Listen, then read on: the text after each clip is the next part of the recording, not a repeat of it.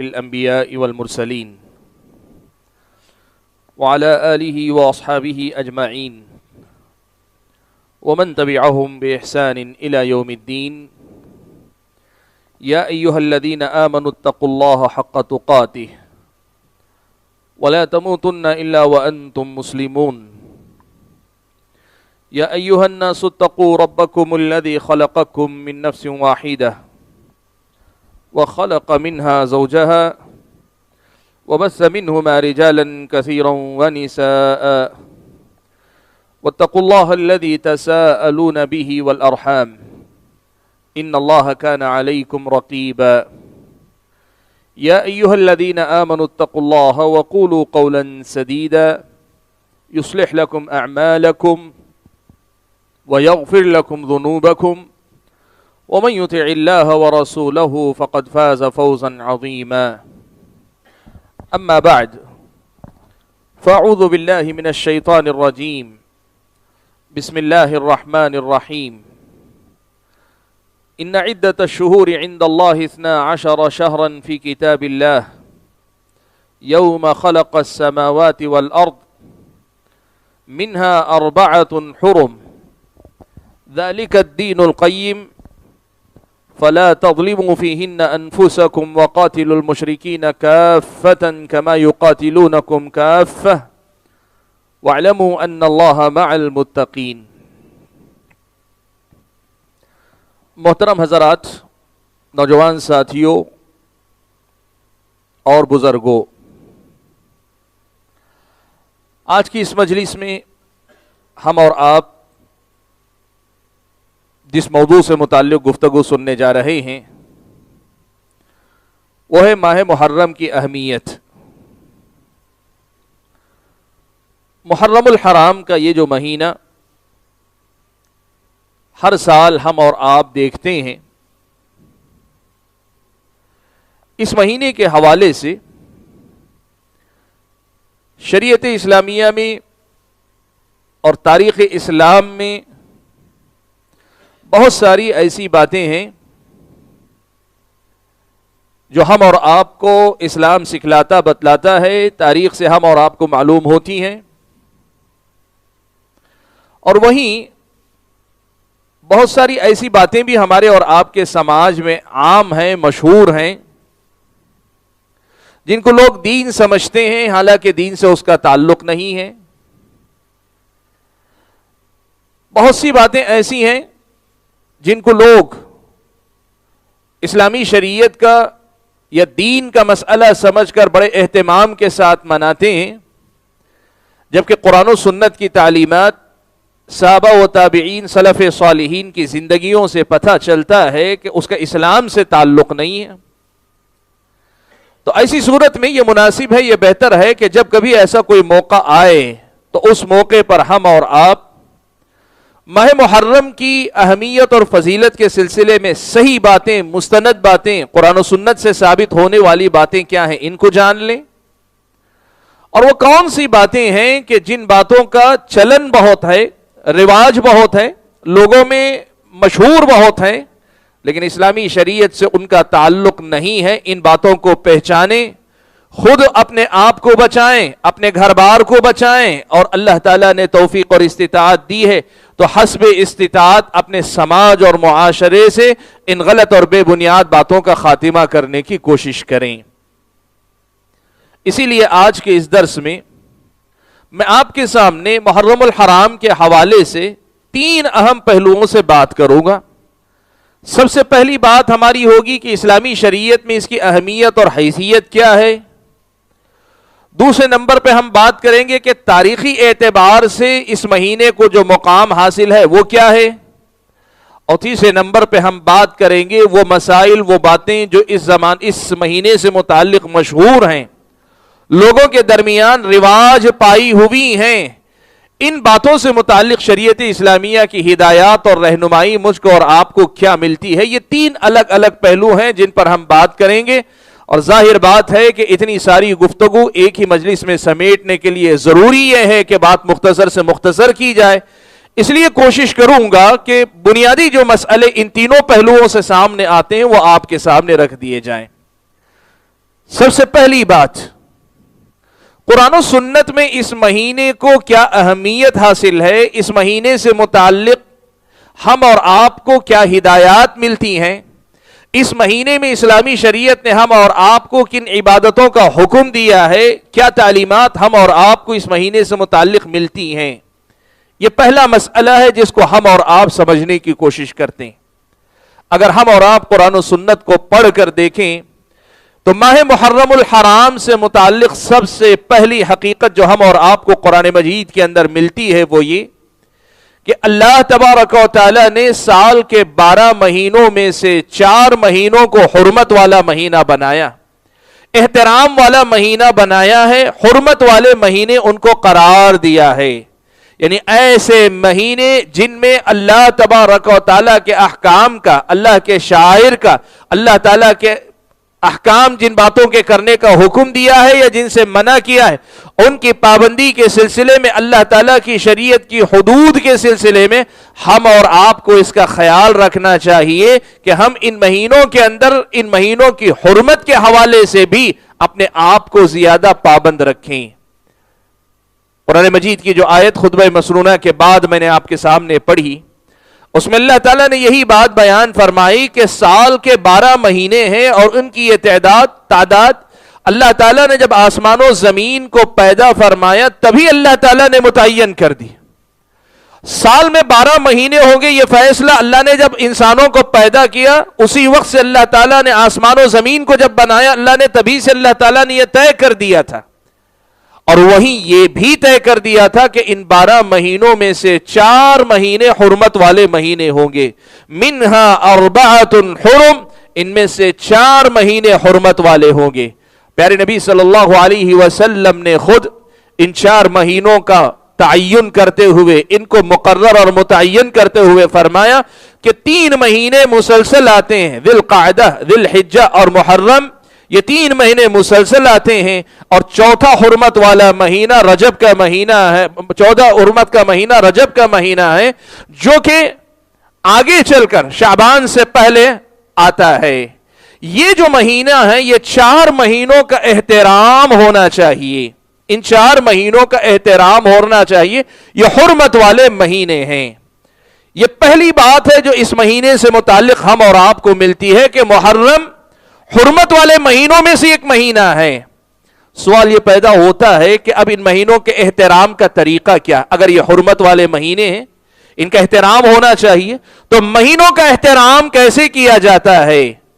پیارے نبی صلی اللہ علیہ وسلم کو مخاطب کر کے اللہ تعالیٰ نے، اور آپ کے ذریعے اس امت کو مخاطب کر کے اللہ تعالیٰ نے جو بات خود اسی آیت میں بیان فرمائی، اور جو اہل علم نے اس آیت کی تفسیر کے سلسلے میں بات لکھی، اس کی روشنی میں مختصر یہ کہ ہم اور آپ اللہ کے بندے ہیں، بندگی کرنا ہماری ذمہ داری ہے، یہ ہمیں ہر حال میں کرنا ہے، ہم کو گناہوں سے بچنا ہے، نیکیاں کرنی ہیں، یہ ہر حال میں کرنی ہے، ہر جگہ کرنی ہے، جہاں بھی ہم اور آپ رہیں، تنہائی میں رہیں، جماعت میں رہیں، گھر پہ رہیں، بازار میں رہیں، ہم اور آپ کسی مجلس میں رہیں، یا پھر یہ کہ اپنے گھروں کے اندر بیٹھے رہیں، جہاں کہیں رہیں ہم اور آپ کو اللہ تعالیٰ کی بندگی کرنی ہی ہے، ہر گناہ کی بات سے بچنا ہے، ہر نیکی کا کام ہم اور آپ کو کرنا ہے۔ لیکن اگر یہی بات ان حرمت والے مہینوں میں آتی ہے، اگر نیکی پہ عمل کرنے کا مسئلہ یا پھر خاص طور پہ برائیوں سے بچنے کا اگر مسئلہ ہے، تو حرمت والے مہینوں میں آدمی کو خصوصی طور پہ اہتمام کے ساتھ اپنے آپ کو برائیوں سے روکنا چاہیے۔ آپ اپنے آپ کو برائیوں سے روک کر رکھیں، عام دنوں میں بھی، لیکن حرمت والے مہینوں میں خاص طور پر شرک سے بچیں، بدعات سے اپنے آپ کو بچا کر رکھیں، گناہوں سے اپنے آپ کو بچا کر رکھیں، لوگوں پہ ظلم کرنے سے اپنے آپ کو بچا کر رکھیں، ہر وہ بات جو اللہ تعالیٰ نے ممنوع قرار دی، جس سے منع کیا ہے، اس سے اپنے آپ کو روک کر رکھیں۔ یہ اس مہینے کے احترام کا طریقہ ہے جو اس آیت میں اللہ تعالیٰ نے ہم اور آپ کو سکھایا۔ یہ پہلی بات ہے جو قرآن و سنت میں مجھ کو اور آپ کو ملتی ہے۔ دوسری بات جو اس مہینے سے متعلق مجھ کو اور آپ کو ملتی ہے، پیارے نبی صلی اللہ علیہ وسلم نے اس مہینے کو شہر اللہ کہا، اس مہینے کو نبی علیہ السلام نے اللہ تبارک و تعالیٰ کا مہینہ کہا۔ صحابی کہتے ہیں کہ نبی علیہ السلام نے فرمایا کہ رمضان کے روزوں کے بعد سب سے زیادہ فضیلت والا روزہ شہر اللہ المحرم، اللہ کے محترم یا حرمت والے اس مہینے محرم کے مہینے کا روزہ سب سے زیادہ فضیلت والا روزہ ہے۔ اس حدیث میں جو پہلی بات سمجھ میں آتی ہے وہ یہ کہ اس مہینے کو نبی علیہ الصلوۃ والسلام نے اللہ تعالیٰ کا مہینہ قرار دیا۔ سوال یہ ہے کہ رات اور دن کا پیدا کرنے والا اللہ تعالیٰ ہے، ان مہینوں کو بنانے والا اللہ تبارک و تعالیٰ ہے، سال ہو، مہینے ہو، دن ہو یا پھر ہفتے ہو، کوئی بھی ہو، سب کے سب اللہ ہی کے بنائے ہوئے ہیں، لیکن اس مہینے کو شہر اللہ کہا گیا۔ کیوں؟ اہل علم نے لکھا کہ اس لیے کہ اللہ تعالیٰ نے اس مہینے کو فضیلت اپنے نام سے نسبت دے کر اللہ تعالیٰ نے بیان کی۔ اس مہینے کی اہمیت کو بتانے کے لیے اللہ کے نبی نے کہا شہر اللہ، یہ اللہ تعالیٰ کا مہینہ، یعنی یہ مہینہ ایسا مہینہ ہے کہ جس کی عظمت کے لیے اللہ تبارک و تعالیٰ نے اپنے نام کے ساتھ گویا اسے جوڑا ہے۔ نبی علیہ الصلوۃ والسلام کی زبانی ہم اور آپ کو نبی علیہ الصلوۃ والسلام نے بتایا کہ یہ اللہ تبارک و تعالیٰ کے نام سے نسبت رکھنے والا مہینہ ہے۔ جیسے آپ جانتے ہیں صالح علیہ الصلوۃ والسلام کی اونٹنی کو ناقۃ اللہ، اللہ کی اونٹنی کہا گیا۔ کعبۃ اللہ کو اللہ تبارک و تعالیٰ بیت اللہ کہا گیا، اللہ تبارک و تعالیٰ کا گھر کہا گیا۔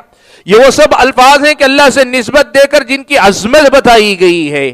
اس مہینے کا احترام اور تقدس یہ ہے کہ اسے اللہ تعالیٰ کا مہینہ قرار دیا گیا، حالانکہ سال کے 12 مہینے اللہ ہی کے بنائے ہوئے ہیں، لیکن جب اس مہینے کو اللہ تعالیٰ کی طرف نسبت دے کر نبی علیہ الصلوۃ والسلام نے بتایا تو اس کا مطلب یہ ہوا کہ اس کی خصوصی اہمیت ہے کہ اللہ کے نام سے نسبت رکھنے والا یہ مہینہ ہے۔ تیسرا حوالہ جو اس مہینے سے متعلق ہم اور آپ کو ملتا ہے وہ ایک حوالہ ہے، لیکن اس میں کئی باتیں اصل میں داخل ہیں، اور وہ ہے اس مہینے کا روزہ رکھنا، اس مہینے کا روزہ رکھنے کا معاملہ۔ اب اس روزے کے معاملے کے پیچھے اگر آپ دیکھیں گے 3 سے 4 سبب ایک ساتھ مل جاتے ہیں۔ ایک تو یہ کہ ماں عائشہ صدیقہ رضی اللہ تعالی عنہ بیان فرماتی ہیں کہ نبی علیہ الصلوۃ والسلام کے مدینہ آنے سے پہلے قریش کے لوگ مکہ کے اندر اس مہینے کا روزہ رکھا کرتے تھے، قریش کے لوگ مکہ میں روزہ رکھا کرتے تھے، نبی علیہ الصلوۃ والسلام بھی روزہ رکھا کرتے تھے۔ ایک تو یہ مسئلہ۔ پھر اللہ کے نبی صلی اللہ علیہ وسلم مدینہ آ گئے تو روزہ رکھتے رہے، یہاں تک کہ جب رمضان کے روزے فرض قرار دے دیے گئے تب نبی علیہ الصلوۃ والسلام نے رمضان کے روزوں کے رکھنے کا اللہ کے نبی نے خاص طور پہ حکم دیا۔ ایک دوسری روایت میں یہ الفاظ آئے کہ نبی علیہ الصلوۃ والسلام مدینہ ہجرت کر کے آئے تو نبی علیہ الصلوۃ والسلام نے دیکھا کہ یہودی اس دن روزہ رکھا کرتے ہیں، یہودی اس دن روزہ رکھا کرتے ہیں۔ اللہ کے نبی نے ان سے پوچھا کہ کیوں روزہ رکھتے ہو؟ کہا کہ یہ وہ مبارک دن ہے جس دن اللہ تعالیٰ نے حضرت موسیٰ کو فرعون کے ظلم سے نجات دی۔ یہ جو عاشورے کا روزہ ہے، محرم کے 10ویں تاریخ کا جو روزہ ہے، اس روزے کے رکھنے کے پیچھے یہودیوں نے یہ سبب بتایا۔ یہودی یہ روزہ رکھا کرتے تھے، انہوں نے یہ بتایا کہ اس دن حضرت موسیٰ کو فرعون کے ظلم سے اللہ تعالیٰ نے نجات دی، ہم اللہ تبارک و تعالیٰ کے شکر کے طور پر روزہ رکھ رہے ہیں۔ اس لیے کہ یہودی حضرت موسیٰ علیہ السلام کی قوم سے تعلق رکھنے والے، حضرت موسیٰ علیہ السلام کی قوم ہے۔ پیارے نبی صلی اللہ علیہ وسلم نے ان سے کہا کہ موسیٰ علیہ السلام کی پیروی یا ان سے مشابہت اختیار کرنے کا حقدار تم سے زیادہ میں ہوں، اس لیے کہ میں نے ان کو نبی مانا ہے اور ان کو نبی مان کر اپنی امتیوں کو بھی حکم دیا ہے کہ ان کو نبی مانو۔ تم نے کیا کیا؟ حضرت موسیٰ کی وصیت کے مطابق مجھ پر ایمان لانے سے انکار کر دیا، اب تم موسیٰ کے متبع باقی نہیں رہے، تو اب اس اعتبار سے دیکھو تو میں تم سے زیادہ حق رکھتا ہوں۔ اللہ کے نبی صلی اللہ علیہ وسلم نے روزہ رکھا اور لوگوں کو روزہ رکھنے کا حکم بھی دیا۔ آپ نے خود روزہ رکھا اور روزہ رکھنے کا اللہ کے نبی نے حکم دیا۔ اب آپ یہاں دیکھیں، ایک طرف تو یہ مسئلہ کہ خود اللہ کے نبی جو عرب کے لوگ تھے، عرب کے لوگ بھی اس مہینے میں روزہ رکھا کرتے تھے، دوسری طرف یہودی روزہ رکھا کرتے تھے۔ اللہ کے نبی پہل یہودیوں سے موافقت کی کوشش کرتے تھے، اللہ کے نبی صلی اللہ علیہ وسلم نے روزہ رکھا۔ اور پھر تیسری بات اس میں یہ بھی نظر آتی ہے کہ یہ وہ دن ہے جس دن فرعون کے ظلم سے حضرت موسیٰ کو نجات ملی تھی، تو اللہ تعالیٰ کا شکر ادا کرنے کے لیے انہوں نے روزہ رکھا تھا۔ اللہ کے نبی نے ہم کو بھی روزہ رکھنے کا حکم دیا، اور اسی روزے کے بارے میں نبی علیہ الصلوۃ والسلام نے مزید یہ فضیلت بھی بیان فرمائی. اللہ کے نبی صلی اللہ علیہ وسلم نے فرمایا کہ عاشورہ کا جو روزہ، محرم کی 10ویں تاریخ کا جو روزہ ہے، اس روزے کے بارے میں اللہ سے اس بات کی امید رکھتا ہوں کہ یہ روزہ پچھلے 1 سال کے گناہوں کا کفارہ بن جائے گا. یہ ایک عبادت ہے بظاہر، روزہ 10ویں محرم کا روزہ رکھنا ایک بظاہر روزہ ہے، لیکن حقیقت میں اس کے پیچھے کئی قسم کی باتیں آ گئیں، اور اگر ان میں سے ہر ایک کو الگ الگ کر کے بیان کیا جائے، یہ بجائے خود ماہ محرم کی اہمیت کو بتانے والی باتیں. یہ صرف روزے کا سبب نہیں، روزے سے جڑے ہونے کے ساتھ محرم کے محترم ہونے یا فضیلت والا مہینہ ہونے یا اہمیت والا مہینہ ہونے کے متعدد اسباب ہیں جو اس ایک ہی مسئلے سے جڑے ہوئے مجھ کو اور آپ کو ملتے ہیں. پیارے نبی صلی اللہ علیہ وسلم، اللہ کے نبی صلی اللہ علیہ وسلم سے یہ بات صحیح سند کے ساتھ ثابت ہے. اللہ کے نبی نے فرمایا رمضان کے روزوں کے بعد سب سے زیادہ فضیلت والا اگر کوئی روزہ ہے تو محرم کا روزہ ہے. رمضان کے روزوں کے بعد اگر کوئی سب سے زیادہ افضل روزہ ہے وہ محرم کا روزہ ہے، یعنی 10ویں محرم کا روزہ. یہ روزہ ایک دن کا روزہ پچھلے 1 سال کے گناہوں کا کفارہ بنتا ہے، اور اللہ کے نبی صلی اللہ علیہ وسلم کی زبانی اگر کہیں تو یہ نفل روزوں میں سب سے زیادہ فضیلت والا روزہ. رمضان کے روزے فرض ہیں، فرض روزوں کے بعد سب سے زیادہ اہمیت اور فضیلت رکھنے والا روزہ یہی محرم کی 10ویں تاریخ کا روزہ. ہم اور آپ کو اس روزے کے رکھنے کا اہتمام کرنا چاہیے.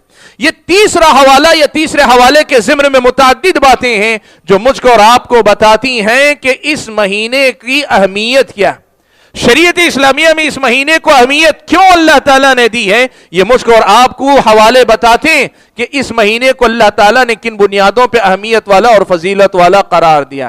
ہاں، اللہ کے نبی صلی اللہ علیہ وسلم کی زندگی کا جو آخری سال تھا، آخری سال میں جب آپ نے روزہ رکھا، اس وقت تک اللہ کے نبی صلی اللہ علیہ وسلم، یہ ایک آپ کا طریقہ تھا، مدینہ آنے کے بعد شروع میں اللہ کے نبی صلی اللہ علیہ وسلم یہودیوں سے موافقت کی کوشش کرتے تھے اللہ تاکہ جو ہے جہاں تک ہو ان کو دین کی طرف مائل کیا جا سکے. لیکن جب ان پر حجت قائم ہو گئی اور یہ بات صاف انہوں نے کر دی کہ محض حسد میں وہ ایمان نہیں لانا چاہتے، ان کو حق معلوم ہے، حقیقت معلوم ہے، وہ اب نبی علیہ الصلوۃ والسلام کو ویسے ہی پہچانتے ہیں جیسے اپنی اولاد کو پہچانتے ہیں، پھر بھی ایمان نہیں لاتے ہیں. تو نبی علیہ الصلوۃ والسلام نے آخری دنوں میں یہودیوں کی مخالفت کرنے کا حکم دیا تاکہ ان کو یہ بات بتائی جا سکے کہ تمہیں پہلے دعوتی حکمت کے تحت مانوس کرنے کی، مائل کرنے کی کوشش کی گئی، اور آج جب یہ کھل گئی بات کہ تم ہٹ دھرم ہو، ضدی ہو، تم جان بوجھ کر مخالفت کرتے ہو، تو پھر تم اس قابل نہیں کہ تم سے موافقت کی جائے، تمہارا ساتھ دیا جائے، تمہاری مخالفت ضروری ہے. تو نبی علیہ الصلوۃ والسلام نے آخری سال یہ بات کہی کہ لئن بقیت الی قابل لاصومن التاسع، اگر اگلے سال تک میں باحیات رہا تو 10ویں محرم کی اس فضیلت والے روزے کے ساتھ 9ویں تاریخ کا بھی میں روزہ رکھوں گا. لیکن نبی علیہ الصلوۃ والسلام کو موقع نہیں ملا. وہ زندگی کا آخری محرم تھا، اس کے بعد والے محرم کا روزہ رکھنے کا نبی علیہ الصلوۃ والسلام کو موقع نہیں ملا. تو اس بنیاد پہ اہل علم نے یہ لکھا ہے کہ آدمی کو چاہیے کہ یہ دونوں کے دونوں روزے رکھے، 10 اور 9 کا روزہ رکھے. یہ سنت ہے، یہ مستحب ہے، یہ بہتر ہے. اور اگر کسی وجہ سے کوئی ایک ہی روزہ رکھ سکتا ہے تو 10ویں کا روزہ رکھنا چاہیے. 9 تاریخ کا صرف روزہ رکھنا کوئی روزہ نہیں. 9 تاریخ کا روزہ اگر 10 کے ساتھ جوڑ کر رکھا جاتا ہے تو باقی روزہ ہے. صرف 9 تاریخ کا روزہ رکھنا ایک روزہ درست نہیں ہے. ہم اور آپ کو چاہیے کہ 2 روزے رکھیں. ایک تو ایک روزے سے وہ 1 سال کا ثواب ملے گا، گناہ معاف ہوں گے، اور دوسرے یہ کہ ہم اور آپ اس بات کا خیال رکھیں کہ ہماری نبی علیہ الصلوۃ والسلام کی وہ جو تمنا تھی، آرزو تھی، اس کی اتباع ہماری عبادت کے اندر آ جائے. اس لیے 9 تاریخ کو بھی روزہ رکھنا چاہیے. یہ میں نے بڑی تیزی سے کوشش کی کہ آپ کے سامنے ماہ محرم کی شرعی حیثیت، اہمیت کے حوالے سے قرآن و سنت میں جو حوالے ہم اور آپ کو ملتے ہیں ان کا مختصراً اجمالاً تذکرہ کر دوں. اس مہینے کی تاریخی حیثیت بھی ہے. اس مہینے کو تاریخ کے اعتبار سے بھی بڑی اہمیت حاصل ہے. اور وہ کیا ہے؟ مورخین نے لکھا ہے پیارے نبی صلی اللہ علیہ وسلم جب نبی بنائے گئے، اللہ کے نبی 13 سال مکہ میں رہے، اس کے بعد 10 سال تقریباً مدینہ میں رہے۔ اللہ کے نبی 13 سال تک زندگی گزار کر 23 سال تک نبوی زندگی گزار کر نبوت والی زندگی اور پوری زندگی 63 سال گزار کر دنیا سے چلے گئے۔ حضرت ابوبکر صدیق رضی اللہ تعالیٰ عنہ کا 2 سال سے زیادہ کا عرصہ یہ بھی گزر گیا جنگوں کے اندر۔ حضرت عمر ابن خطاب رضی اللہ تعالیٰ عنہ کی خلافت کا دور آیا تو یہ وہ دور تھا جس دور میں مسلمانوں کے معاملات ٹہراؤ میں آئے، یعنی ان کو استقرار نصیب ہوا، وہ ان کے معاملات میں سدھار آیا، جس کو کہتے ہیں حکومت کا ہر ایک سسٹم بننے لگا، ہر ایک ترتیب بننے لگی۔ یہاں جا کر ایک بات بڑی شدت سے محسوس کی گئی کہ حضرت عمر ابن خطاب رضی اللہ تعالیٰ عنہ کے عہد میں مسلمانوں کی اپنی تاریخ ایک ہونی چاہیے، مسلمانوں کی اپنی بھی ایک تاریخ ہونی چاہیے۔ اس سے پہلے کیسے ہوتا تھا؟ حافظ ابن حجر رحمت اللہ علیہ نے لکھا ہے کہ اس سے پہلے ہوتا یہ تھا کہ عرب کے لوگوں کے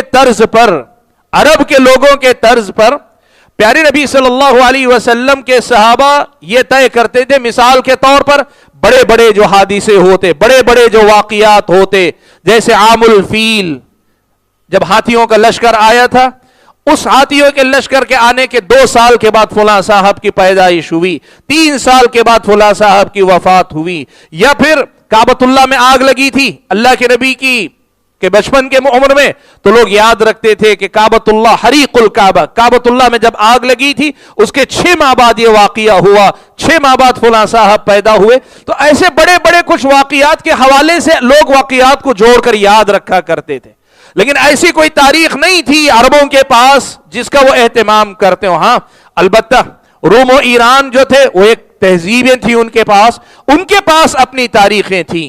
مورخین نے الگ الگ اسباب لکھے، جیسے مثال کے طور پر حضرت ابو موسیٰ اشعری کے بارے میں یہ بات لکھی ہے کہ حضرت ابو موسیٰ اشعری رضی اللہ تعالیٰ عنہ نے حضرت عمر کے پاس ایک بات لکھ کر بھیجی کہ آپ کی طرف سے ہمیں ہدایت نامہ آتا ہے، لیٹر آتا ہے، حکومت کا آفیشل لیٹر آتا ہے، ہم گورنر کے پاس خلیفہ کا حکم آتا ہے، لیکن اس میں تاریخ نہیں لکھی ہوتی، تاریخ کوئی نہیں ہوتی، تو پتہ نہیں چلتا یہ حکم کب دیا گیا ہے، کتنے دن اس کو بھیجے ہوئے ہو چکے ہیں، پتہ نہیں چلتا ہے۔ مسلمانوں کی اپنی کوئی تاریخ ہونی چاہیے۔ عمر ابن خطاب رضی اللہ تعالیٰ عنہ نے کیا کیا؟ اکٹھا کیا، صحابہ کو جمع کر کے اس سلسلے میں مشورہ کیا۔ اس پر سب کو یہ بات اچھی لگی، سارے صحابہ کا ایک طرح سے اتفاق ہوا کہ ہاں مسلمانوں کا اپنا ایک طریقہ ہونا چاہیے جس سے وہ اپنی تاریخ کو لکھا کریں، اپنے معاملات کا حساب رکھا کریں۔ لیکن اب اس کی شروعات کہاں سے کریں؟ خلافت حضرت عمر ابن خطاب کی، معاملات شروع ہونے جا رہا ہے حضرت عمر کے زمانے میں، کیا تبھی سے شروع کریں یا کب سے شروع کریں؟ لوگوں نے مشورے دیے۔ کسی نے مشورہ دیا کہ اللہ کے نبی کو جب مبعوث کیا گیا یا آپ کو بعثت جب ملی، نبی جب بنائے گئے تو وہاں سے ہم اعتبار کریں گے۔ کچھ لوگوں نے کچھ اور مشورے دیے۔ حضرت علی ابن ابی طالب رضی اللہ تعالیٰ عنہ کا مشورہ تھا، اور بعض روایتوں سے معلوم ہوتا ہے کہ حضرت عثمان کا بھی یہ مشورہ تھا۔ ان دونوں کے مشورے سے یہ بات مناسب سمجھی حضرت عمر ابن خطاب نے کہ ہجرت کا جو واقعہ تھا، حضرت عمر ابن خطاب نے کہا ہم ہجرت کے واقعوں کو مسلمانوں کی تاریخ کی ابتدا مان لیتے، اس لیے کہ اللہ تعالیٰ نے ہجرت کے ذریعے حق و باطل کے درمیان فرق کر دیا۔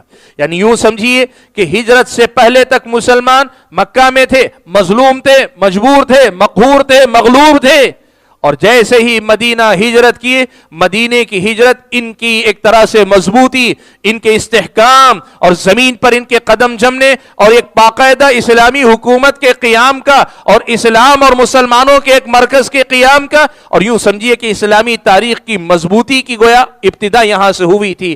سب سے بڑھ کر یہ کہ ہجرت نے یہ فرق کر دیا تھا کہ حق و باطل کیا ہے۔ آپ کو پتا ہے اللہ کے نبی جب ہجرت کر کے آئے تو اللہ کے نبی کی ہجرت کے بعد یہ حکم تھا کہ کہیں بھی آدمی اسلام قبول کرتا اسے مدینے کی طرف ہجرت کر کے جانا ضروری تھا۔ حضرت عمر ابن خطاب رضی اللہ تعالیٰ عنہ نے اسی کا انتخاب کر لیا، کہا کہ ہم ہجرت کا جو واقعہ اللہ کے نبی کا ہوا ہم یہ مانتے ہیں وہاں سے مسلمانوں کی تاریخ جو لکھی جاتی ہے اس تاریخ کی ابتدا ہوگی۔ تو ہجرت کا پہلا سال، ہجرت کا دوسرا سال، ہجرت کا تیسرا سال، ایسے کرتے کرتے 1442 سال 1442 1440 پر 2 سال گزر چکے ہیں. آپ یہ چیز یوں سمجھیے کہ ابتدا یوں ہوئی. اچھا اب یہ بات آئی, سال تو طے ہو گیا, کہاں سے شروع کریں گے, ہجرت کے واقعے کو بنیاد بنائیں گے, لیکن میں اعتبار کے مہینہ, پہلا مہینہ کون سا شمار ہوگا, اس سلسلے میں بھی کوئی شرعی حکم نہیں تھا. کسی بھی مہینے کو, رمضان کو, شعبان کو, شوال کو, کسی بھی مہینے کو پہلا مہینہ مانا جا سکتا تھا. لیکن محرم ہی کی ابتدا کیوں کی گئی؟ اس سلسلے میں 2 باتیں ملتی ہیں. ایک بات تو یہ ملتی ہے کہ بعض صحابہ نے مشورہ دیا, حضرت عمر نے جسے پسند کیا کہ حاجی حج کر کے واپس لوٹتے ہیں, ذی القعدہ میں حج کرتے ہیں, واپس لوٹتے ہیں, تو اس کے بعد پہلا مہینہ جو شروع ہوتا ہے محرم کا مہینہ. گویا حاجی حج کر کے واپس لوٹ کر آتے ہیں تو مسلمانوں کے نئے سال کا آغاز ہوتا ہے. یہ حج سے حاجیوں کی واپسی کو بنیاد بنا کر محرم کے مہینے کو پہلا مہینہ مان لیا گیا. اور وہیں بعض دوسری روایتوں سے معلوم یہ ہوتا ہے کہ جب یہ طے ہوا کہ اللہ کے نبی کی ہجرت کو بنیاد مانا جائے گا, تو یہ بات سامنے آئی, اللہ کے نبی صلی اللہ علیہ وسلم نے ہجرت کا جو فیصلہ کر لیا, اللہ کے نبی نے مکہ چھوڑنے کا جو فیصلہ کر لیا تھا, وہ فیصلہ ذی القعدہ کے مہینے میں آپ نے کر لیا تھا. اور اس کے بعد جو پہلا مہینہ شروع ہوا وہ محرم ہی کا مہینہ تھا, اس لیے اسی مہینے کو پہلا مہینہ مان لیا گیا. اس طرح تاریخ کی ابتدا ہوئی. اب یہاں ایک بڑا اہم مسئلہ آپ کو میں بتانا چاہتا ہوں. بھائیو, اسلامی تاریخ اسلامی شریعت کا بنیادی حصہ نہیں ہے جیسے لوگ سمجھتے ہیں. لیکن یہ بات اپنی جگہ پہ ضرور ہے کہ اسلامی تہذیب, اسلامی کلچر اور مسلم تاریخ کا یہ جو معاملہ ہے, اس معاملے کو مسلمانوں کو اہمیت دینی چاہیے. اس لیے کہ صحابہ نے باہم مشورے میں اتفاق کے بعد یہ طے کیا کہ مسلمانوں کی اپنی تاریخ ہونی چاہیے جس کا وہ اہتمام کریں. آج آپ کسی ضرورت کے تحت انگریزی تاریخ کا اعتبار کریں, یا آپ کے اپنے یہاں تمل کے اپنے مہینے ہوتے ہیں, کرناٹک میں اپنے کنڑ کے ہوتے ہیں, مختلف صوبوں کے اندر اپنی اپنی تہذیب اور کلچر کے مہینے ہیں. کسی مناسبت, کسی ضرورت کے لیے آپ ان تاریخوں کو اپنے پاس رکھیں, ان کا استعمال کریں, یا پھر اپنے ضرور دنیا کے معاملات کے لیے کریں, کوئی حرج کی بات نہیں. لیکن اس کا یہ مطلب نہیں ہونا چاہیے کہ آپ اسلامی تاریخ کی طرف سے غافل رہیں, اسلامی تاریخ کے استعمال سے غافل نہ رہیں. آپ کو پتہ ہونا چاہیے, اس لیے کہ اس تاریخ سے ہماری بہت ساری عبادتیں جڑی ہوئی. جیسے آپ جانتے ہیں ایام 20 کے روزے. یہ ایام 20 کیا ہیں؟ وہ دن جن کی راتیں روشن ہوتی ہیں, یعنی چاند پورا ہوتا ہے 13, 14 اور 15 ہر مہینے کی. آپ کو اگر مہینے کی ابتدا کا پتہ نہ ہو تو پھر آپ کو ایام 20 کا پتہ کیسے چلے گا؟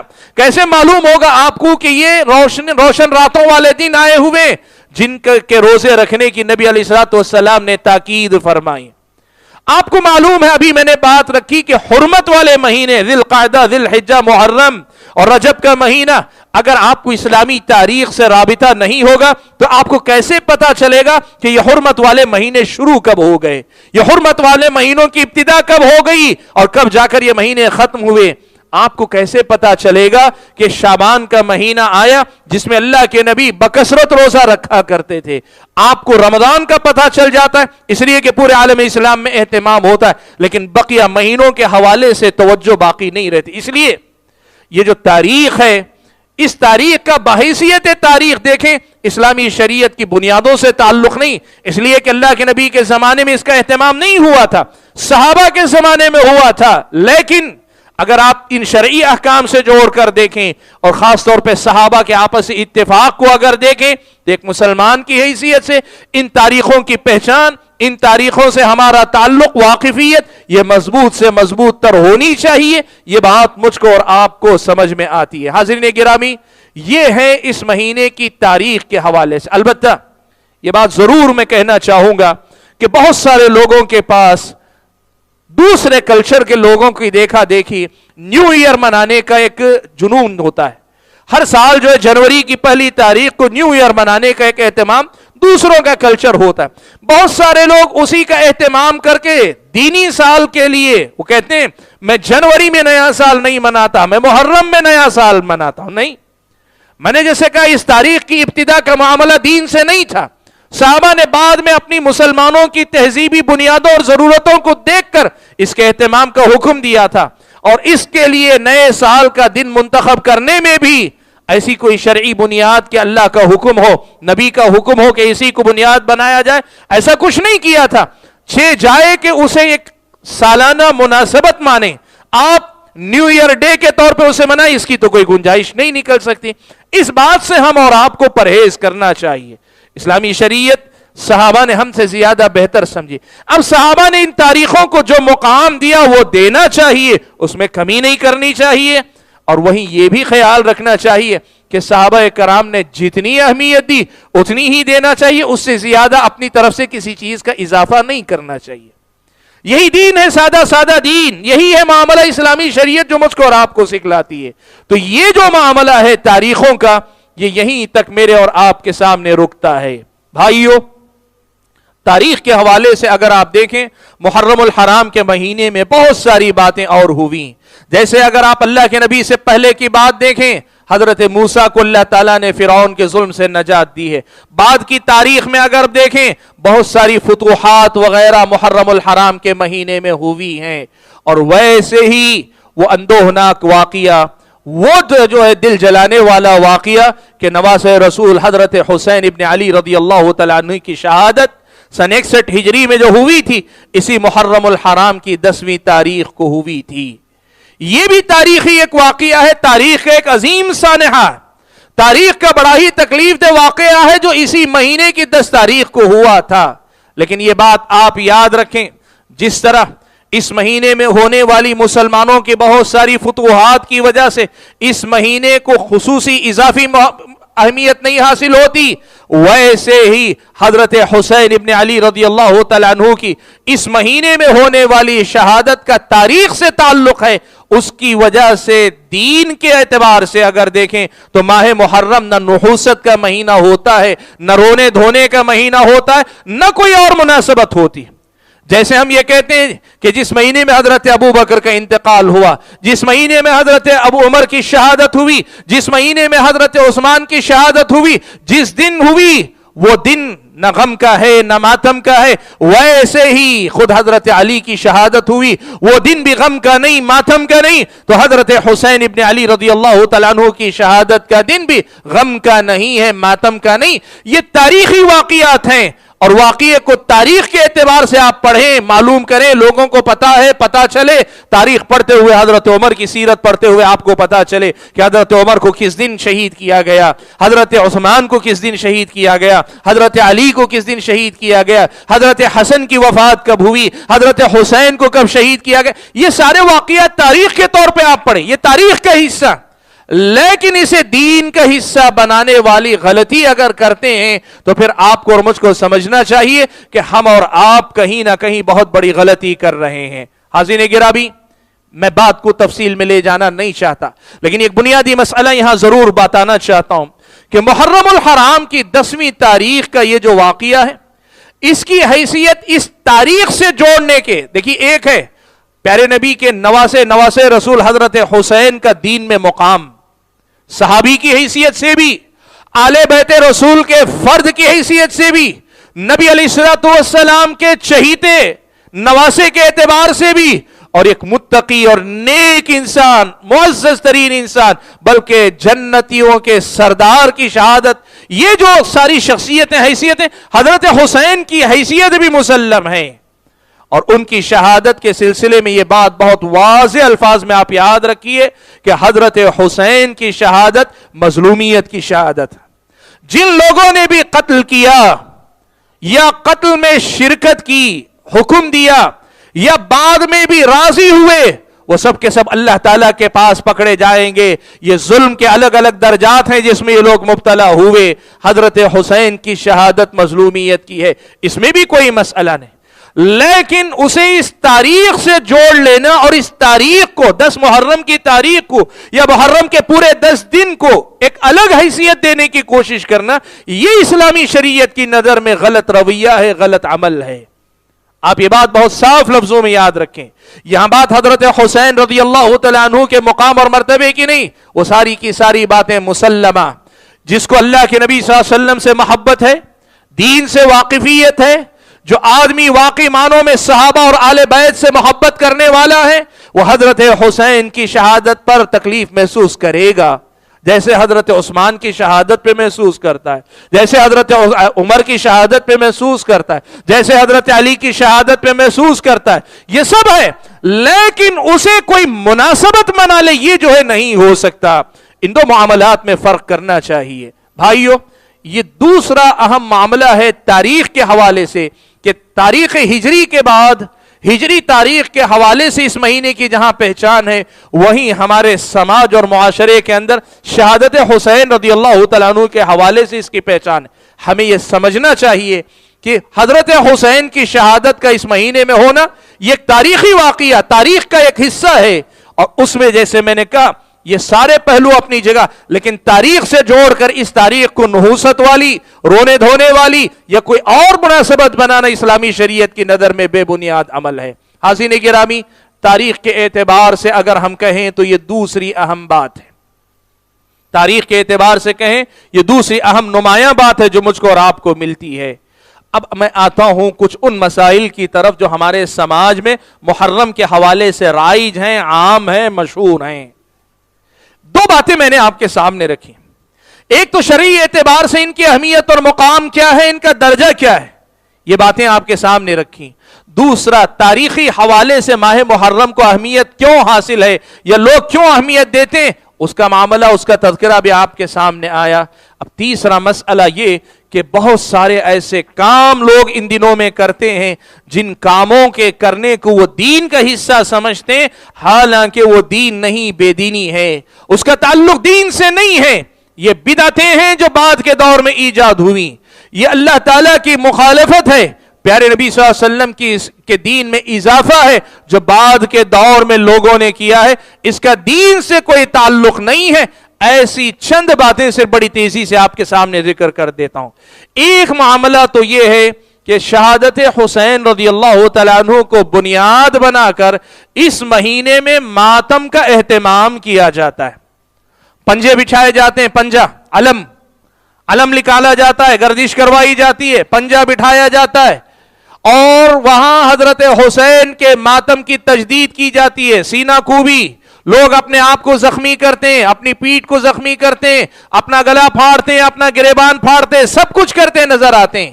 بھائیو پہلی بات یاد رکھو, پیارے نبی صلی اللہ علیہ وسلم نے یہ بات بیان فرمائی کہ کسی بھی مسلمان کے لیے یہ حلال نہیں ہے کہ کسی وفات پا جانے والے, چاہے شہادت کی موت ہو یا لوگ جسے طبیعی موت کہتے ہیں, یعنی یہ کہ بستر پر جسے موت آتی ہے, چاہے جیسی موت ہو, کسی بھی انتقال کر جانے والے پر 3 دن سے زیادہ سوگ منانا, افسوس کرنا, ماتم کرنا جسے لوگ کہتے ہیں. ماتم کرنے سے مراد یہ کہ اس پہ غم, رونا دھونا, کھانا پینا چھوڑ دینا, اچھا نہیں پہننا, اچھا نہیں استعمال کرنا, یہ جو بھی غم منانے کی گنجائش ہو سکتی صرف 3 دن تک ہوگی, سوائے بیوی کے کہ بیوی اپنے شوہر کے انتقال پر 4 مہینے 10 دن تک عدت میں رہے گی. 4 مہینے 10 دن تک عدت میں رہے گی. اس اصول کی روشنی میں وہ چاہے حضرت حسین کی شہادت کا مسئلہ ہو, عمر, عثمان, علی رضی اللہ تعالیٰ عنہ مجمعین کی شہادت کا مسئلہ ہو, حضرت حمزہ یا شہدائے احد کا مسئلہ ہو, یا خود پیارے نبی محمد صلی اللہ علیہ وسلم کی وفات اور انتقال کا مسئلہ ہو, کسی کے بھی انتقال پر 3 دن سے زیادہ, اور 3 دن سے مراد ہر سال 3 دن نہیں, کوئی یہ نہ سمجھ بیٹھے کہ اس تاریخ سے 3 دن منا سکتے, نہیں. انتقال جب ہوا, انتقال کے فوری بعد 3 دن تک اس کی گنجائش ہے, اس سے زیادہ کی گنجائش نہیں ہے. اسلامی شریعت کی روشنی میں اس سے زیادہ کسی انسان کو کسی بھی انتقال کر جانے والے کی وفات پر غم زدہ رہنے یا اپنے غم کا اظہار کرنے کی اجازت نہیں ہے. یہ پہلا ضابطہ ہم اور آپ کو یاد رکھنا چاہیے. جب یہ معاملہ طے ہے تو پھر سوال یہ پیدا ہوتا ہے کہ یہ جو ماتم کی مجلسیں وغیرہ ہوتی ہیں ان کی شرعی حیثیت کیا رہ جاتی. دوسری بات, وہ جو 3 دن کے اندر بھی غم منانے کی اجازت ہے, اسلامی شریعت نے وہاں بھی ضابطہ رکھا. اللہ کے نبی نے فرمایا لیس منا من شق الجیوب وضرب الخدود. اللہ کے نبی صلی اللہ علیہ وسلم نے فرمایا کہ جو آدمی اپنے گال پیٹے, اپنا گریبان چاک کرے, ودعا بدعوى الجاہلیہ, زمانے جاہلیت کے لوگوں کی طرح لمبے لمبے دعوے کرے کہ یہ تو فلاں تھا, یہ تو فلاں تھا, ایسے کہ جیسے ہماری زندگی اسی پر ٹکی ہوئی تھی, وہ گیا تو ہماری زندگی ختم ہو گئی, زمانے جاہلیت کی طرح نعرے لگانے والا, ان میں سے کوئی بھی کام ماتم کے نام پہ وہ 3 دن کے اندر بھی ہو تو جائز نہیں. 3 دن کی اس مدت کے اندر جہاں جائز ہے گنجائش ہے رونے کی, وہاں بھی اسلامی شریعت یہ کہتی ہے کہ یہ طریقہ جائز نہیں ہے کہ آدمی اپنے گال پیٹے یا اپنے گریبان کو چاک کرے یا زمانے جاہلیت کی طرح نعرے لگائے. بلکہ اللہ کے نبی صلی اللہ علیہ وسلم کی ایک اور حدیث سے یہ بھی معلوم ہوتا ہے, اللہ کے نبی نے یہ بات بیان فرمائی, آنکھوں سے آنسو بہیں غم میں اور دل کو تکلیف محسوس ہو, اسلام اس کی اجازت دیتا ہے, لیکن زبان سے کسی کے انتقال پہ شکوہ و شکایت کرنے کی بھی اجازت اسلام نہیں دیتا. اللہ کے نبی صلی اللہ علیہ وسلم نے فرمایا ان العین لتدمع, آنکھ سے آنسو بہتے ہیں, وان القلب ليحزن, دل غمزدہ ہوتا ہے, ولا نقول الا ما يرضي ربنا, لیکن زبان سے ہم وہی کہتے ہیں جو ہمارا رب جس سے راضی ہو, یا جو بات میرے رب کو راضی کر سکے, ہمارے رب کو راضی کر سکے. یہ ضابطہ, یہ قاعدہ ہے کہ وہ 3 دن کے اندر بھی کسی کی وفات اور انتقال پر ہم اپنے دل میں تکلیف محسوس کر سکتے ہیں, آنکھوں سے آنسو بہا سکتے ہیں, لیکن اس کے علاوہ اپنی زبان سے کچھ شکوہ شکایت کے کلمات کہنا اس کی اجازت نہیں. تو اس کی روشنی میں اگر دیکھیں گے تو موجودہ دور میں ماتم کی جتنی شکلیں ہیں ان کی کوئی گنجائش مجھ کو اور آپ کو نہیں ملتی. اس سے آگے بڑھ کر ایک تیسرا معاملہ اس کے اندر, ماتم کے نام پہ ماتم کم ہوتا ہے, بدعتیں اور شرکیہ اعمال زیادہ ہوتے ہیں. یہ جو ماتم کے نام پہ ہوتا ہے نا, اس میں ماتم کم ہوتا ہے, اس میں بدعتیں ہوتی ہیں اور بہت شرکیہ اعمال ہوتے ہیں, اور بسا اوقات تو لوگ میلہ لگاتے ہیں. سبحان اللہ, مناسبت ماتم کی لوگ میلہ لگاتے ہیں, کرتب دکھاتے ہیں, آگ پہ کوئی چل رہا ہے, کوئی اپنے اس میں جو زخمی اپنے آپ کو کر کے بتا رہا ہے. یہ کیا ہے؟ یہ تو اسلامی شریعت کا حصہ نہیں نہ ہے. آپ اگر ماتم کہہ رہے ہیں تو ماتم ایک الگ چیز ہوتی ہے, بدعتیں کرنا, شرکیہ کام کرنا, اور اس کے ساتھ میلہ لگا کر میلے کی شکل میں وہ سارے کام کرنا, اسلامی شریعت اس کی تو اجازت نہیں دے سکتی. آپ کو معلوم ہے یہ جو پنجہ کہتے ہیں علم, یہ 5 کیا ہے؟ پنجہ کس کو کہتے ہیں؟ وہ ہاتھ کی طرح بنا ہوتا ہے. ان 5 سے ان کے پاس 5 شخصیتیں مراد ہیں. پیارے نبی محمد صلی اللہ علیہ وسلم, حضرت فاطمہ, حضرت علی, حضرت حسن, حضرت حسین, یہ 5 شخصیتیں, ان کو پنجہ کہتے ہیں, اور ان کو کہتے ہیں پنجتن پاک. لوگ کہتے ہیں پنجتن پاک, یعنی مطلب یہ کہ یہ 5 ہستیاں جو پاک ہیں, اس معنی میں کہ وہ جو ہے گناہوں سے پاک ہیں. اب اس کے بعد ہوتا کیا ہے؟ اب ان شخصیتوں کے نام سے جوڑ دینے کے بعد ہر محلے میں, ہر شہر میں تقریباً ایک پنجہ لگا ہوا ہے, اور ایک نہیں, اس میں بڑا پنجہ ہوتا ہے, چھوٹا پنجہ ہوتا ہے. ان پنجوں کو لے کر لوگ کیا کرتے ہیں؟ آپ کو پتا ہے کیا کیا ہوتا ہے؟ اگر آپ کبھی لوگوں سے پوچھیں, یہ نہیں کہیں گے کہ جائیے جا کر دیکھیے, نہیں دیکھنا ہے. اس قسم کی چیزوں کو دیکھ کر ان کی ہمت افزائی نہیں کرنا ہے. لیکن اگر آپ لوگوں سے معلوم کریں جنہوں نے دیکھا ہوا ہے, کیا ہوتا ہے, ان کے سامنے لا کر نظر چڑھائی جاتی ہے, ان کے سامنے لا کر نیاز چڑھائی جاتی ہے. چھوٹے چھوٹے بچے جو ہوتے ہیں ان پنجوں کے نیچے سے گزارے جاتے ہیں, اور یہ لوگ سمجھتے ہیں کہ اگر ان پنجوں کے نیچے سے بچہ نکل گیا ساری بلائیں ختم ہو جاتی ہیں, بیماروں کی شفا طلب کی جاتی. کیا کچھ نہیں کیا جاتا. یہ شرک ہے. ان میں سے بعض بدعتیں ہیں تو بعض کام شرکیہ, غیر اللہ سے مدد طلب کرنے والے یہ کام ہے جس کی اسلامی شریعت میں کوئی گنجائش نہیں. اسلامی شریعت میں اس کی کوئی گنجائش نہیں نکلتی. ایسے سارے اعمال اس میں کیے جاتے ہیں. بھائیو, ایک تو ماتم کا یہ غم کا یا جو ہے سوگ منانا, افسوس کرنا 3 دن سے زیادہ جائز نہیں تھا. ہر سال اس کو دہرانا غلط. پھر ماتم کے نام پہ جو کام ہوتے ہیں, جو طریقہ اپنایا جاتا ہے وہ غلط. اور اس سے آگے بڑھ کر یہ کہ ماتم سے زیادہ لوگ جو ہے کرتب بازی میں نکل جاتے ہیں, بدعتیں کرتے ہیں, جلوس نکالتے ہیں. جلوس میں تو بسا اوقات آپ کو پتا ہے دف نہیں بجتا, باقاعدہ بینڈ بجتا ہے, باقاعدہ لوگ جو اچھل کود کرتے ہوئے جاتے ہیں. کیا کچھ نہیں ہوتا ہے. یہ دین نہیں ہے, اس کا دین سے تعلق نہیں ہے. یہ لوگوں کی دیکھا دیکھی اپنائی گئی رسمیں ہیں، اس کا اسلام سے کوئی تعلق نہیں. یہ مسئلہ ہم اور آپ کو سمجھنا چاہیے. بھائیو، اس مہینے میں ہونے والے ایک طرف یہ کام ہیں تو دوسری طرف یہ کس نے کیا؟ یہ جو ہے شیعہ حضرات کی دیکھا دیکھی بہت سارے سنیوں نے اپنا لیا. اس ملک کے اندر مختلف علاقوں کے اندر بادشاہوں کے ساتھ جو شیعہ حضرات ان کے درباری تھے، یا بعض علاقوں میں خود شیعہ نواب یا حکمران تھے، تو ان کی دیکھا دیکھی ان کی طرف سے، یا ان میں سے بعض کی بیگمات شیعہ تھیں تو ان کے اثر رسوخ کی وجہ سے یہ چل پڑے رسم و رواج، تو لوگوں نے ان سب چیزوں کو اپنا کر دین مانا ہوا ہے، جبکہ دین اللہ کی کتاب ہے، نبی کی سنت ہے. اور ان دونوں کو صحابہ تابعین تبع تابعین نے جیسے سمجھا ویسے. آپ دیکھیں ان میں سے کوئی عمل آپ کو صحابہ کی زندگی میں نہیں ملے گا، صحابہ کا یہ طریقہ نہیں تھا.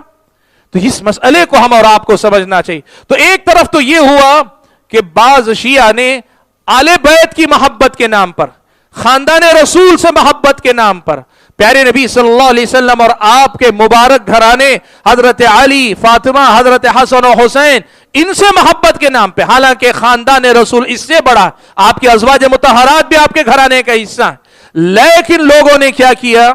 ان کو لے کر یہ مان لیا کہ ان کی وجہ سے یہ خاندان سے محبت کا ثبوت ہے، اس لیے چل پڑے. وہیں اس مہینے میں ایک اور کام بھی ہوا، ایک اور کام بھی ہوا. وہ کیا پتہ ہے؟ وہ یہ ہوا کہ بہت سارے لوگوں نے اس کے بالکل برعکس کیا. یہ شیعہ کی گمراہی تھی تو ان کے مقابلے میں نواصب، ناصبی، جو آل بیت رسول صلی اللہ علیہ وسلم کے دشمن ہیں.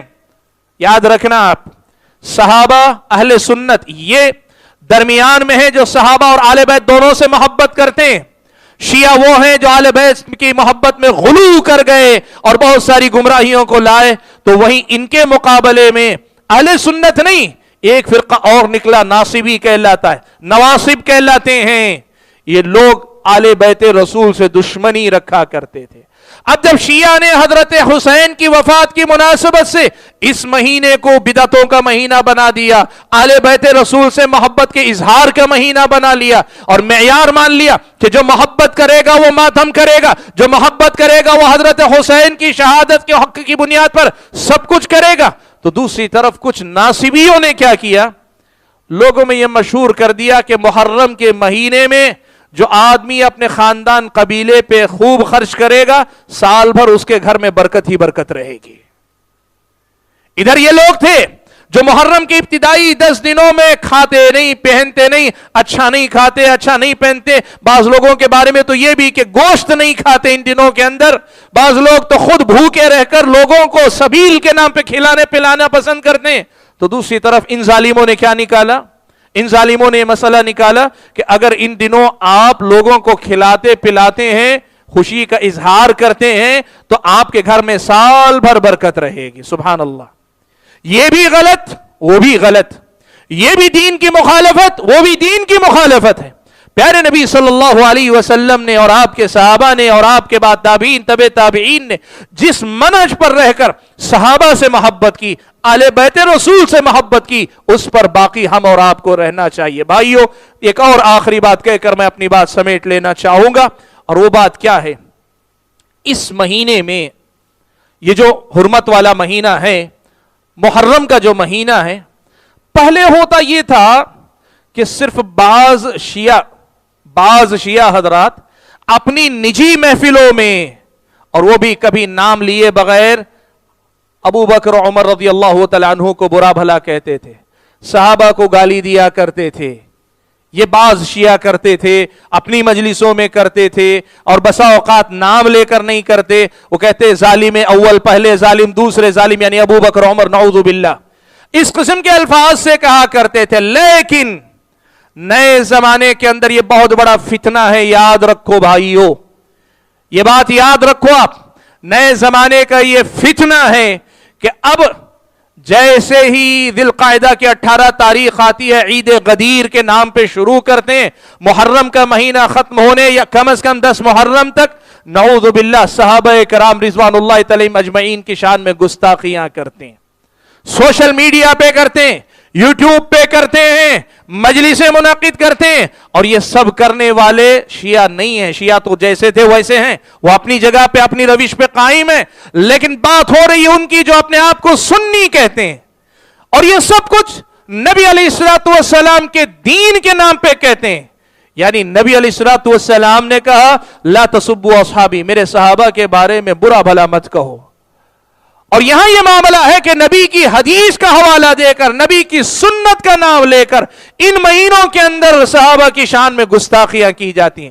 یاد رکھنا میرے بھائیوں، اس مہینے میں جیسے میں نے شروع ہی میں بات کی، یہ حرمت والے مہینے ہیں، ان میں ہر قسم کے تقدس اور حرمت کا لحاظ رکھا جانا چاہیے، اور خاص طور پر تاریخ کی روشنی میں صحابہ کی حرمت، صحابہ کی عظمت کا لحاظ اس میں رکھا جانا چاہیے. بلکہ بعض اہل علم یہ کہتے ہیں کہ اگر آپ کو یہ پتا ہے کہ اس میں اگر کسی نے صحابہ کی شان میں گستاخی کی ہے تو لوگوں کو صحابہ کے مقام سے واقف کروانے کے لیے محنت کرنی چاہیے. ایسے موقع پہ یہ کیا ماجرا ہے کہ جو کام شیعہ احتیاط کے ساتھ کرتے تھے، آج بعض سنی جو اپنے آپ کو سنی کہتے ہیں وہ کھلے عام صحابہ کے بارے میں گستاخیاں کرتے ہیں، صحابہ کے بارے میں بد زبانی کرتے ہیں، صحابہ کے بارے میں اپنی باتیں دین سے جوڑ کر کرتے ہیں. سبحان اللہ. بھائیو یاد رکھو، صحابہ سے جس آدمی کی دشمنی ہوگی، پیارے نبی صلی اللہ علیہ وسلم نے فرمایا کہ اللہ تعالیٰ نے فرمایا من عادى لي وليا فقد آذنته بالحرب، جو میرے ولی، میرے قریبی بندے سے دشمنی کرے گا میں اس کے خلاف جنگ کا اعلان کرتا ہوں. العلم نے لکھا نبی علیہ الصلوۃ والسلام کے بعد اس امت کے سب سے بڑے ولی صحابہ ہیں. نبی علیہ الصلوۃ والسلام کے بعد اس امت کے سب سے بڑے ولی صحابہ ہیں. اب اگر کوئی آدمی صحابہ کے سلسلے میں زبان درازی کرتا ہے، دراصل وہ اللہ تبارک و تعالی سے جنگ کا اعلان کرتا ہے. نعوذ باللہ.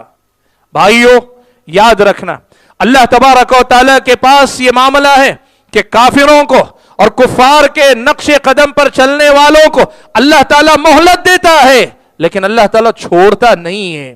اللہ تبارک و تعالی استدراج ان کو دھیرے دھیرے گمراہی میں آگے بڑھا لے جاتا ہے، لیکن اللہ تعالی جب پکڑتا ہے تو بڑی سخت پکڑتا ہے. اس لیے کبھی اس دھوکے میں مت آنا. یہ حرمت والا مہینہ، اس مہینے میں جن حرمتوں کا لحاظ رکھنا ہے ان میں سے ایک یہ بھی کہ صحابہ کے سلسلے میں اپنی زبان اور اپنے قلم اور اپنے دل و دماغ کو قابو میں رکھو. علامہ ابن تیمیہ رحمت اللہ علیہ نے ایک بڑی پیاری بات کہی ہے، اگر کوئی آدمی اسے باریکی سے سمجھ لے تو پھر اس کے دل و دماغ سے سارے شکوک و شبہات کا خاتمہ ہو سکتا ہے. امام ابن تیمیہ رحمت اللہ علیہ نے لکھا ہے کہ صحابہ کے بارے میں جتنی بھی تم کو روایتیں ملتی ہیں، ان روایتوں یعنی تاریخ کے حوالے، مختلف حوالے جن کے حوالے پہ بات کرتے ہو، یہ ایک بات یاد رکھو، وہ لوگ ان مسائل کے اندر مجتہد تھے. اگر پہلی بات تو یہ کہ جو باتیں نقل کی گئی ہیں ان میں سے بہت ساری باتیں ثابت نہیں، لوگوں نے روایت تو کی ہیں لیکن وہ ثابت نہیں ہیں، غیر مستند ہیں، اور جو غیر مستند ہیں اس کو بنیاد بنا کر صحابہ کے کردار پہ حرف گیری نہیں ہو سکتی. اور دوسرے یہ کہ بہت ساری روایتیں صحیح ہیں، لیکن صحیح روایتوں میں لوگوں نے یا تو کچھ گھٹا دیا ہے یا کچھ بڑھا دیا، کچھ گھٹا دیا ہے یا کچھ بڑھا دیا ہے، اور گھٹانے بڑھانے کی وجہ سے جو روایت کا صحیح معنی تھا وہ بدل گیا ہے. اور اگر وہ بھی نہیں ہے، صحیح بالکل روایت جیسی کی ویسی ہے، اور اس سے معلوم ہوتا ہے کہ ان میں سے کسی سے غلطی ہوئی ہے، اور یہی نازک مرحلہ ہے جہاں لوگ دھوکہ کھا جاتے ہیں. ٹھوکر جہاں لگ رہی ہے لوگوں کو وہ یہی ہے، وہ کہتے ہیں جن واقعات میں وہ معلوم ہوتا ہے کہ واقعی بات صحابہ سے غلطی ہوئی ہے تو تم کو یہ ماننا چاہیے، سمجھنا چاہیے کہ صحابہ اس میں مجتہد تھے، ان مسائل میں صحابہ مجتہد تھے، یعنی انہوں نے اجتہاد کیا تھا، اور اجتہاد میں اگر غلطی ہوتی ہے، نبی علیہ الصلوۃ والسلام نے کہا آدمی گنہگار نہیں ہوتا، یعنی آدمی نیک نیتی کے ساتھ فیصلہ لینے کی کوشش کر رہا ہے، غلط فیصلہ ہو جائے تو بھی اللہ کے نبی نے کہا صحیح فیصلہ لینے پر ڈبل ثواب ملے گا، اور غلط ہو جانے پر، فیصلہ غلط ہو جانے پر گنہگار نہیں ہوگا، کم سے کم ایک ثواب کا مستحق ہوگا.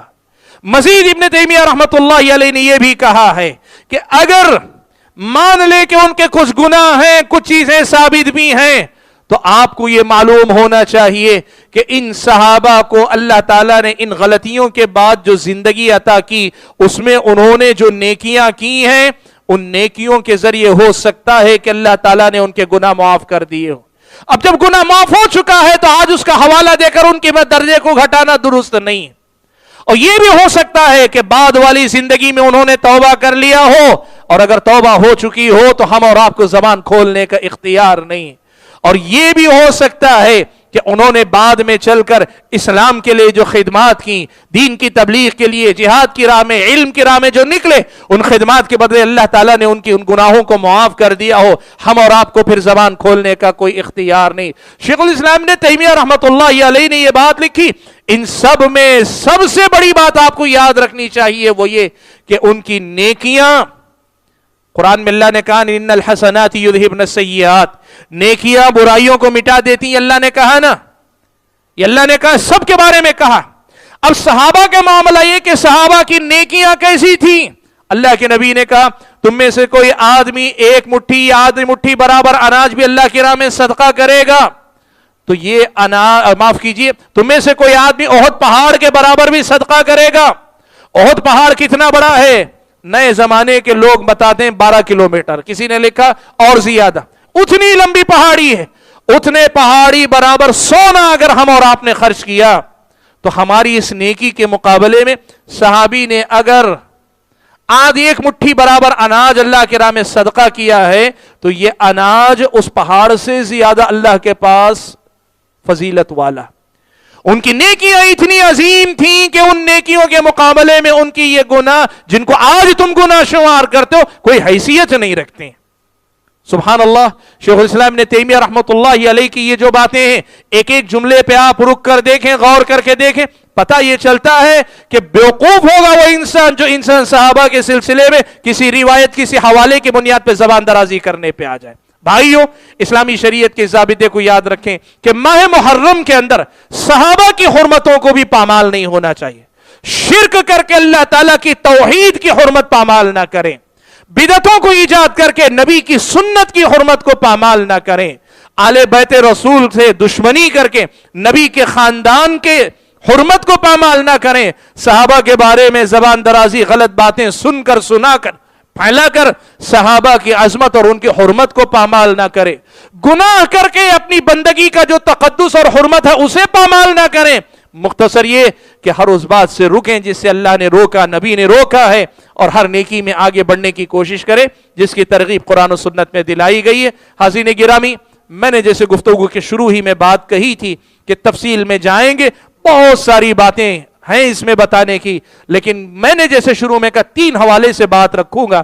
ایک شرعی حوالے سے ماہ محرم کی اہمیت کیا ہے, دوسرا تاریخ کے اعتبار سے کیا واقعات ہمیں مشہور ملتے ہیں, میں نے ان کا بھی اشارتاً ذکر کیا, اور تیسرے ہمارے سماج اور معاشرے میں کن کن حوالوں سے ان مہینوں کی پہچان ہے یہ بھی میں نے آپ کے سامنے ذکر کی. اللہ سے دعا کیجئے کہ اللہ تعالیٰ ان تمام باتوں کو سن کر سمجھنے کی ہم اور آپ کو توفیق عطا فرمائے, اور جو باتیں سمجھ میں آتی ہیں صحیح انداز سے ان پر عمل پیرا ہونے کی مجھ کو اور آپ کو توفیق عطا فرمائے. اللہ تبارک و تعالیٰ ہر غلط بات سے ہم اور آپ کی حفاظت فرمائے, اور ہر صحیح بات میں ایک دوسرے سے مقابلہ کر کے سبقت لے جانے کی کوشش کرنے کی توفیق عطا فرمائے. اللہ تعالیٰ جب تک دنیا میں رکھے ایمان اور اسلام پر قائم رکھے, اور جب اپنے پاس بلائے تو ایمان کی حالت میں بلائے. آمین. وآخر دعوانا الحمدللہ رب